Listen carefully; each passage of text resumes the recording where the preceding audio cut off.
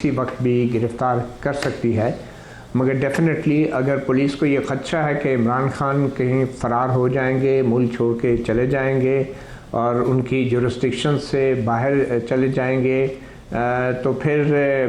وہ تو فوری کارروائی کر سکتی ہے۔ مگر پھر یہ پولیس کی ڈسکریشن پہ بھی آ جاتا ہے کہ جب ضمانت خارج ہو جائے تو یہ اس کی ایک قسم کی ڈسکریشن تو ہے کہ اس کو کس طریقے سے اور کتنے جلدی گرفتار کرنا ہے، مگر یہ اس کی ڈیوٹی بھی ہو جاتی ہے کہ ایک ملزم جس کے خلاف ایف آئی آر کٹی ہے تو وہ اس کو فوری طور پہ گرفتار کر لے۔ مگر اب دیکھنا یہ ہے کہ یہ ضمانت اگر خارج ہوئی ہے تو کیس کی نوعیت کیا ہے، اور کیا اگر عمران خان لاہور ہائی کورٹ میں، جیسا کہ آپ سن رہے ہیں کہ وہ انسداد دہشت گردی کی عدالت میں جو ضمانت ان کی خارج ہوئی ہے تو وہ چونکہ لاہور میں ہیں، تو جب آپ دوسرے شہر میں ہوتے ہیں تو ایک راہداری ضمانت بھی ہوتی ہے، پروٹیکٹیو بیل، کہ بھئی میں دوسرے شہر میں جانا ہے، تو اس کے لیے وہ لاہور میں سنا ہے کہ ہائی کورٹ میں اب انہوں نے درخواست دائر کر دی ہے یا بھی کر رہے ہیں ان کی طرف سے۔ جی ہائی کورٹ میں درخواست دائر کر دی گئی اور ہائی کورٹ نے اس کو ٹیک اپ بھی کر لیا۔ آپ سے کچھ دیر میں اس پر سماعت بھی شروع ہو جائے گی، لیکن آج جس وقت اسلام آباد کے اندر اس عدالت میں سماعت ہوئی تو بڑی دلچسپ صورتحال دیکھنے کو ملی، اور پھر عمران خان کے وکلاء نے دلائل بھی دیے۔ کہا گیا کہ 70 سالہ جو بیمار بوڑھا شخص ہے وہ عدالت میں پیش نہیں ہو سکتا، حاضری سے استثناء کی درخواست دی جائے۔ ویڈیو لنک کی درخواست آلریڈی مسترد ہو چکی تھی، تو کتنی غیر معمولی نوعیت کی سماعت تھی جس کے بعد یہ فیصلہ سنایا گیا کہ یہ ضمانت اب خارج کر دینی چاہیے۔ دیکھیں، غیر معمولی صورتحال تو ہے کہ عمران خان پہ ایک حملہ ہوا، وہ زخمی بھی ہوئے، ان کے میڈیکل سرٹیفکیٹس بھی ہیں۔ اگر کوئی عام آدمی زخمی ہوتا ہے تو عدالتیں پوچھتی ہیں کہ یہ جو میڈیکل سرٹیفکیٹ ہیں کیا یہ میڈیکل لیگل رپورٹ ہے، کیا یہ سرکاری ہسپتال کا سرٹیفکیٹ ہے، اور اس حوالے سے مگر عمران خان جو ہیں وہ شوکت خانم ہاسپٹل کا سرٹیفکیٹ ہر جگہ پیش کر رہے ہیں اور عدالتیں اس میں زیادہ تفصیل میں جاتی بھی نہیں ہیں۔ اب جب کہ ان کی ضمانت خارج ہو چکی ہے تو آبویسلی ٹیکنیکلی وہ اس وقت پولیس کو مطلوب ایک ملزم ہیں، اور یہاں اسلام آباد سے پولیس نے جانا ہے، ان کو لاہور پولیس کے تعاون سے ان کے نالج میں لا کے ان کو گرفتار کرنا ہے،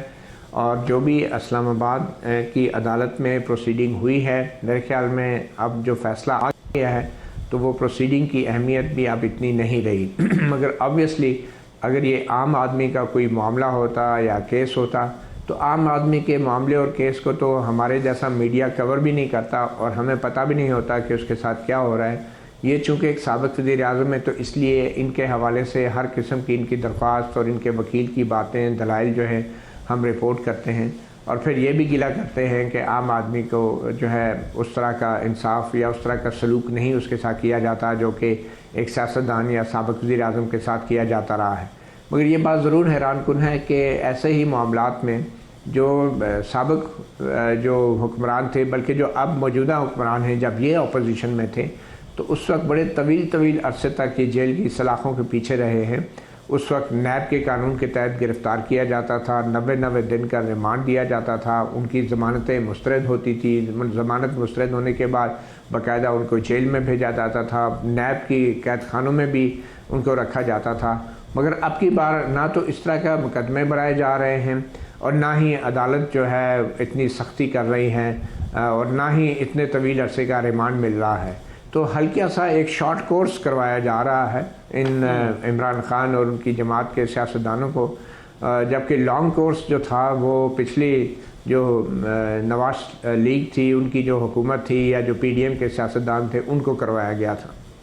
عمران خان کے کیس میں شارٹ کورس بھی ہوتا ہوا دکھائی نہیں دے رہا بظاہر، مطلب اب معاملہ لاہور ہائی کورٹ کے اندر ہے، پٹیشن ٹیک اپ ہو گئی، جو سوالات بڑے سنجیدہ نوعیت کے سوالات پروسیکیوٹر کی جانب سے اٹھائے گئے، جس میں جیسے جس کی طرف آپ نے نشاندہی بھی کی ہے جو میڈیکل لیگل ہے کہ شوکت خانم اسپتال میں وہ رہے کسی سرکاری ہاسپٹل میں گئے نہیں ہیں، اسی کی رپورٹس پریزنٹ کر رہے ہیں، اس کی اتھینٹسٹی پر بہت سارے سوالات اٹھائے گئے۔ اب یہی انہی فوٹنگز پر لاہور ہائی کورٹ سے ریلیف ملنے کے کتنے امکانات آپ کو دکھائی دے رہے ہیں؟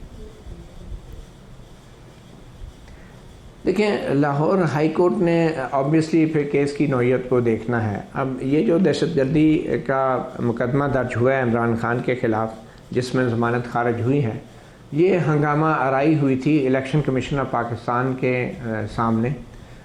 جب توشہ خانہ کیس کا فیصلہ آیا تھا، تو اس ہنگامہ آرائی میں خود عمران خان تو موجود نہیں تھے، مگر ان کی سیاسی قیادت یقیناً موجود تھی۔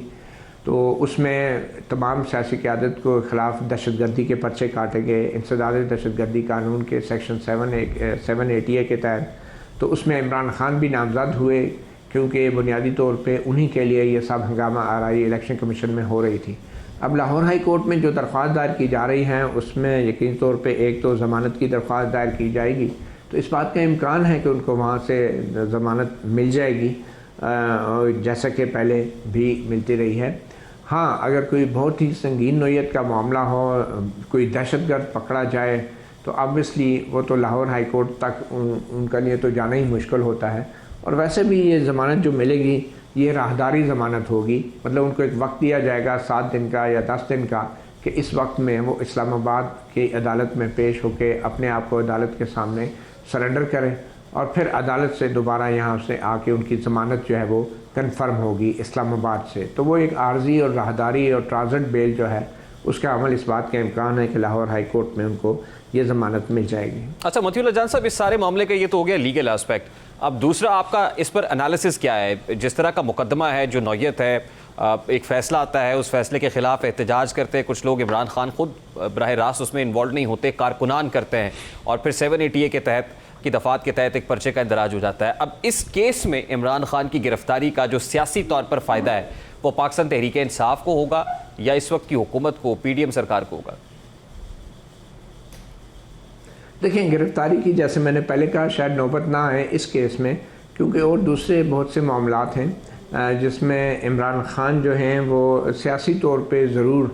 محصور ہو کے رہ جائیں گے۔ اس میں ابھی جو اسلام آباد کی سیشن کورٹ میں ٹرائل کورٹ ان کو بار بار طلب کر رہی ہے اور وہ پیش نہیں ہو رہے۔ اب ٹرائل کورٹ میں بھی میرے خیال میں اب 31 تاریخ تک ان کو موقع ہے، دوبارہ طلب کیا گیا ہے فرد جرم عائد کرنے کے لیے۔ تو اب دیکھنا یہ ہے کہ وہ کتنے جلدی اب دوسرے جو کیسز ان کے خلاف پینڈنگ ہیں وہاں پہ پیش ہوتے ہیں۔ تو بہت سارے اور دوسرے معاملات بھی ہیں جس میں عمران خان کی گرفتاری ممکن ہو بھی سکتی ہے، اور اب دیکھنا یہ کہ کب تک عمران خان عدالتوں کو اوائڈ کرتے رہیں گے اور کب عمران خان کو باقاعدہ طور پہ گرفتار کیا جا سکے گا، کیونکہ یہ یقینی طور پہ عمران خان کے لیے سیاسی طور پہ ایک بہت بڑی اپرچونٹی ہوگی۔ مگر اس کے ساتھ ساتھ یہ جو گرفتاری کا ایک ماحول بنایا جا رہا ہے عمران خان کی گرفتاری کا، اور ہم دیکھ رہے ہیں ان کے جو قریبی ساتھی ہیں، یہ شوکت ترین جو سابق وزیر خزانہ ہیں، ان کے خلاف بھی غداری کا مقدمہ درج ہو چکا ہے اور ان کے بھی کسی وقت بھی گرفتار کیا جا سکتا ہے۔ تو پھر یہ سارا ایک ایسے وقت میں کیا جا رہا ہے کہ جب حکومت کو شاید اس بات کا اندیشہ ہے کہ پی ٹی آئی سڑکوں پہ آئے گی اور عمران خان بھی سڑکوں پہ آئیں گے، مگر جس معاملے کے لیے عمران خان کو سڑکوں پہ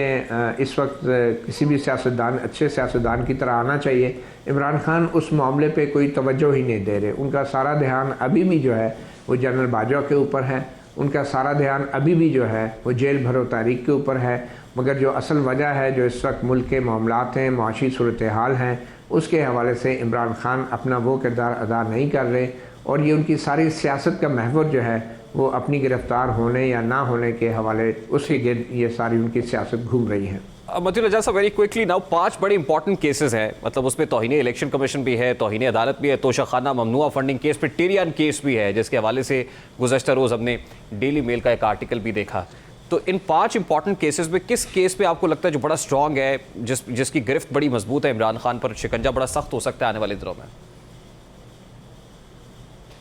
دیکھیں، یہ تو عمران خان کے کنڈکٹ پہ منحصر ہے۔ اگر عمران خان باقاعدہ عدالتوں میں اپنی ضمانت کے لیے پیش ہوتے رہیں تو پھر میرے خیال میں فوری طور پہ ان کو گرفتار کرنا ممکن نہیں ہوگا، مگر اگر عمران خان اسی طرح تاخیری حربے استعمال کرتے رہے اور تاریخ پہ تاریخ لیتے رہے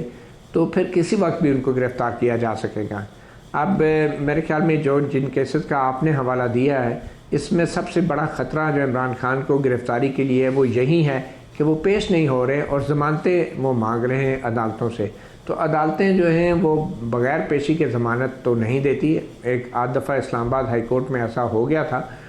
کہ ان کو خطرہ تھا، ان کو ٹرانزٹ بیل ضرور مل گئی تھی۔ تو ادروائز دیکھیں، ٹرانزٹ بیل تو ایسا ہو جاتا ہے، ویڈیو لنک پہ اسلام آباد ہائی کورٹ میں بھی اس طرح ہو گیا تھا۔ اب دیکھیں لاہور ہائی کورٹ میں یہ ہوتا ہے یا نہیں، یا وہ لاہور ہائی کورٹ میں پیش ہوں گے یا نہیں، مگر پھر اگر عمران خان اسی طرح اوائڈ کرتے رہے عدالتوں کو تو پھر کسی وقت بھی کسی بھی کیس میں ان کو گرفتار کرنا مشکل نہیں ہوگا. جہاں تک ٹیرین وائٹ کا کیس ہے اب وہ بھی 1 مارچ تک تاریخ مل گئی ہے ان کو. اور اب جو جیمیما گولڈ سمتھ کا نیا انٹرویو آیا ہے جس میں انہوں نے اپنے 2 بیٹوں کے علاوہ یہ بھی کہا ہے کہ عمران خان کی ایک تیسری بیٹی بھی ہے 30 سالہ ٹیرین وائٹ. تو میرے خیال میں اس انٹرویو کے بعد ٹیرین وائٹ کیس میں بھی عمران خان کے لیے جو سیاسی طور پہ صورتحال ہے وہ ٹوٹلی بدل گئی ہے. اس میں کوئی گرفتاری والا معاملہ تو نہیں ہے مگر یقینی طور پہ اب عمران خان کو ایک ٹھوس موقف اپنا لینا ہوگا. اور اسلام آباد ہائی کورٹ میں 1 مارچ کو جب یہ کیس